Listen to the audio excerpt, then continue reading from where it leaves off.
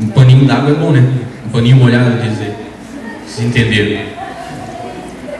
Ponto de ebulição, né? Eles têm ponto de ebulição e ponto de fusão maiores que os dos álcoois. A explicação é a mesma.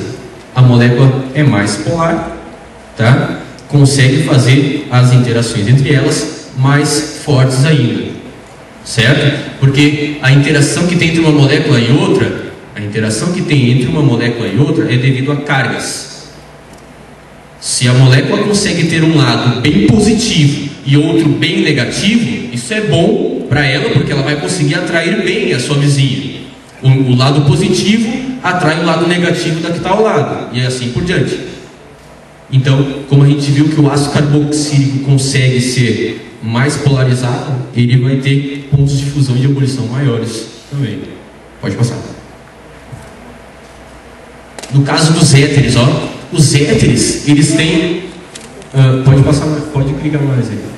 Os éteres, eles têm um oxigênio entre os carbonos. O éter é o da esquerda ali no caso, tá? Se eu conseguir apertar aqui, eu já estou com um calo no dedo. É o da esquerda, né? O da esquerda é a mão do relógio, né? Tem gente que é desorientada, né? É o do lado de lá, aquele lá é o álcool. O álcool tem uma polaridade, certo? Tem um oxigênio, tranquilo? Agora olha para aquele oxigênio lá do éter, veja. O oxigênio do éter não tem hidrogênio ligado a ele. Estão vendo? O oxigênio não tem hidrogênio ligado a ele. Portanto, o éter não faz pontos de hidrogênio. Aí eu botei ali um éter e um álcool, ambos de 4 carbonos. Se é para comparar um com o outro, os dois têm uma certa polaridade, tá, tudo bem, mas o álcool faz pontos de hidrogênio com a água, o éter não faz. Portanto, o álcool vai ser mais solúvel do que um éter, certo? Se vocês forem parar para pensar, isso acaba sendo nem aula de química orgânica, passa a ser mais aula de química A, né? Parte lá da polaridade das moléculas. Então, escrevi ali algumas coisas, né? Os éteres são relativamente solúveis até 4 carbonos, e a partir disso a solubilidade está sempre abaixo de 5 gramas da substância para cada litro de água, que é bem baixo, né? Tá? Ponto de fusão e ponto de ebulição vão ser menores que os dos álcoois. Por quê? Uma molécula não vai se atrair com a outra tão forte como no caso do álcool. Os álcoois se atraem com bastante força uma molécula a outra, o éter não. Então o éter vai ter ponto de fusão e ponto de ebulição mais baixo, né? As moléculas estão, entre aspas, mais soltas umas das outras, né? Aí eu botei ali, ó, o éter etílico, que é o composto que está na esquerda, e o butan-2-ol, que é o composto que está na direita, ali o éter e o álcool, respectivamente. Olha a diferença no ponto de ebulição dos dois. O éter ferve, né? Ebule a 35 graus Celsius. O outro, que tem a mesma quantidade de carbonos, também tem oxigênio, ferve a 99. Para vocês verem a diferença que tem uma ponte de hidrogênio. Certo? Pode passar. Ésteres. Tá? Ésteres são insolúveis, certo? Porque apresentam geralmente uma cadeia carbônica relativamente grande, assim, dando um aspecto mais apolar para o composto. Ele não tem grande polaridade, tá? Os éteres de massa molecular pequena, eles são líquidos, e aí aumentou um pouquinho a massa, já começa a tender para o sólido, tá? Pode passar.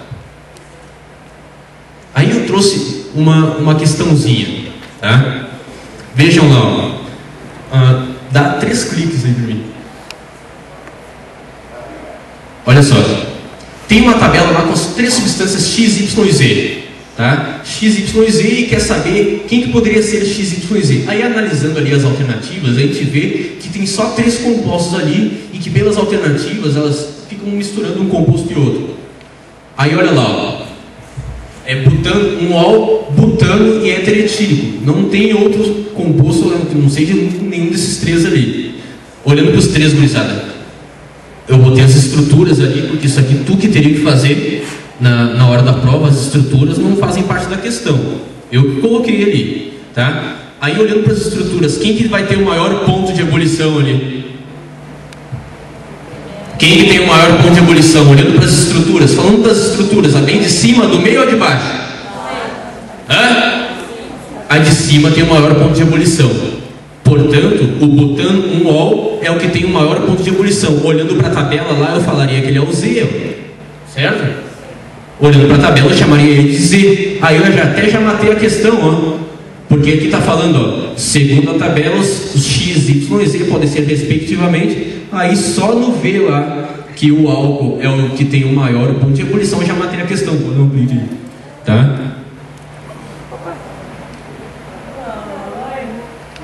Não, pera aí. É assim, tá. Ah, tá, não, é na mudança de... Ah, desconfigurou, não me assusta. Depois de tudo isso, errar, que merda. Ah, tá, ele falou que é assim. Dei 5 pila pra ele. Ó. Pode passar aí. Tá? Essa questão aí, gurizada, essa questão... eu trouxe outro tipo de questão assim para vocês entenderem que às vezes o cara não precisa nem saber muito de química, saber interpretação de texto, tá? Porque ali, ó, uma das hipóteses para a formação da chuva ácida, pelo amor de Deus, chuva ácida tem que formar o ácido nas nuvens para chover, certo? Aí olha só, a letra A, gurizada, eu já vou matar porque eu estou com pouco tempo. A letra A é a que está certa, tá? O enxofre dos combustíveis fósseis ele é queimado, daí ele forma um óxido que é o SO3, reage com água, forma H2SO4, chove ácido sulfúrico. Claro que não é aquela desgraça, eu estou me queimando, mas, né? Chove uma chuvinha com um pH meio baixo. Agora, olha só, olha a letra B ali, ó. Há ácidos fixos que ao serem expelidos na atmosfera, meu filho, ácido fixo não vai para a atmosfera. Ácido fixo é aquele que não evapora. Então como é que vai marcar uma alternativa dessa? Quem marca uma alternativa dessa é porque não interpretou, certo? Não sei química, não está sabendo português, se liga, presta atenção no que tu está lendo, né? Emanações industriais são ricas em ácidos voláteis que precipitam ao chegar na atmosfera. Então é ácido que sobe e ácido que desce? Não é assim que funciona, tá? São óxidos que sobem, é um óxido ácido que reage com água para precipitar. A formação da chuva ácida é assim, óxido ácido mais água para cair, tá? E aí as outras ali eu não vou me alongar, passa aí. Tá? Olha só, o número de pares covalentes que ocorrem em uma molécula como o benzeno. Espero que vocês saibam como é a estrutura do benzeno. Precisarão desenhar a molécula do benzeno para responder essa. Sabe o que eles estão? Olha lá, ó, o número de pares covalentes. Quer saber quantas ligações covalentes tem ali? Eu desenhei o benzeno, botei as ligações duplas intercaladas, aquela coisa toda, botei um hidrogênio em cada carbono, né? O C6H6. Aí tu sai a contar quantas ligações covalentes tem ali, tá? Só de hidrogênio tem 6 ao redor, certo? Aí tu vai contando as ligações entre carbonos, uma hora tem uma, outra hora tem duas, uma hora tem duas, outra hora tem duas. Quantos vão dar? Olharam aí? Quantas deram? Quantas?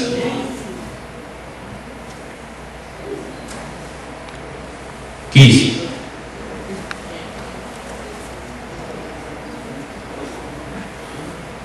Tá? Olha só essa daí, rapidão. A reação C4H10, não sei o que e tal, tem lá, é muito realizada nos dias atuais, por quê? Para começo de conversa, meu filho, quem é o C4H10? Quem é C4H10? Se tu matar quem é o C4H10, tu matou a questão. Aliás, tu precisa saber quem é o C4H10. São 4 carbonos com 10 hidrogênios, é um hidrocarboneto. Quem é um hidrocarboneto de 4 carbonos? Se é de 4, como é que começa o nome? Se é de 4 é no but. Quem é meu aluno sabe, né? Quem não é se assusta, tá? Lembram, né? Mete o et no próprio but. Se é de 4 é but.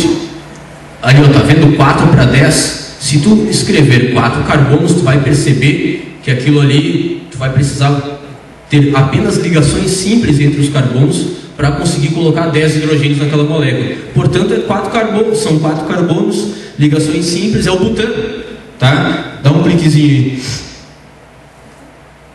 Mais um. Não, acho que se botar mais um vai aparecer a resposta. Deixa aí. Tá? É o butano, o GLP, é o gás de cozinha. Tá?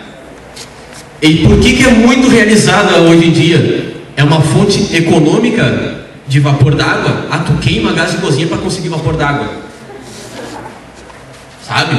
Né? O CO2 obtido é industrializado na produção de gelo seco. Todo dia vai lá um cara na tua casa recolher o gás carbônico produzido da tua mãe que está cozinhando para levar para a indústria. Né? O gás de cozinha é o gás de cozinha, o butano, né? Não é assim que se faz gelo seco. É uma maneira econômica de se descartarem os excessos de C4H10. Que mané excesso? Isso aí é dinheiro, meu filho. Eles vendem excesso. É uma fonte de energia térmica facilmente manipulável. O que vocês acham? Sim, né? Os caras carregam uns caminhões desgraçados de podre para lá e para cá e dificilmente dá problema, né? Manipulam o butano de barbadinha e não tem muito problema. Pode marcar aí. Tá? Uma maneira de obter energia luminosa boa e econômica. Nos lugares que não tem luz, todo mundo acende um botijão assim, melhor. Isso aí mesmo. Passa aí. Essa daí eu não vou responder, que vai ser muito demorada. Já acabou o meu tempo. E é isso aí, cruzada. Né? Boa sorte aí pra vocês.